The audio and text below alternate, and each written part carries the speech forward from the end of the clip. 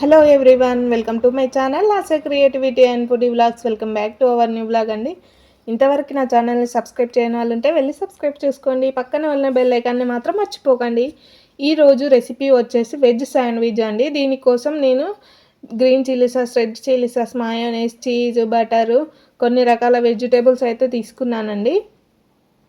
Vegetables వచ్చేసి నేను capsicum, onion, cabbage, carrot, tomato అయితే తీసుకున్నానండి. మీ దగ్గర స్వీట్ కార్న్ వేరే ఏమైనా వెజిటేబుల్స్ ఉన్నా మీరు తినాలనుకున్నారంటే యాడ్ చేసేసుకోవచ్చు. దీనికోసం మెయిన్గా శాండ్విచ్ కోసం బ్రెడ్ కావాలి కదా. బ్రెడ్ అయితే తీసుకొని మనం కట్ చేసుకొని పెట్టుకున్న వెజిటేబుల్స్ అయితే ఇలా యాడ్ చేసుకోవచ్చు. మీకు ఇలా నచ్చకపోతే మాత్రం అన్ని వెజిటేబుల్స్ ఒక బౌల్లో వేసుకొని మయోనీస్తో బాగా కలుపుకొని బ్రెడ్ మధ్యలో వేసేసి చీజ్ వేసేసుకుంటే అలా కూడా బాగుంటుందండి.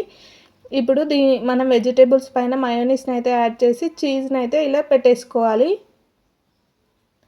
ఇప్పుడు దీనిపైన మరో బ్రెడ్ని అయితే పెట్టేసుకొని శాండ్విచ్ మేకర్ని కొంచెం హీట్ అయ్యాక ఆఫ్ చేసుకొని ఇప్పుడు కొంచెం చీజ్ అయితే వేసేసి మనం పెట్టుకున్న బ్రెడ్స్ని అయితే ఇలా పెట్టేసుకోవాలి. ఒక 5 మినిట్స్ పాటు మళ్ళీ శాండ్విచ్ మేకర్ని ఆన్ చేస్తే 5 మినిట్స్లో రెడీ అవుతుందండి శాండ్విచ్ అనేది. చూడండి, శాండ్విచ్ అనేది చాలా బాగా రోస్ట్ అయింది. అసలు కలర్ చూడండి, చూస్తేనే టెంప్టింగ్ అనిపిస్తుంది కదా, చాలా బాగుంటుంది టేస్ట్ అయితే.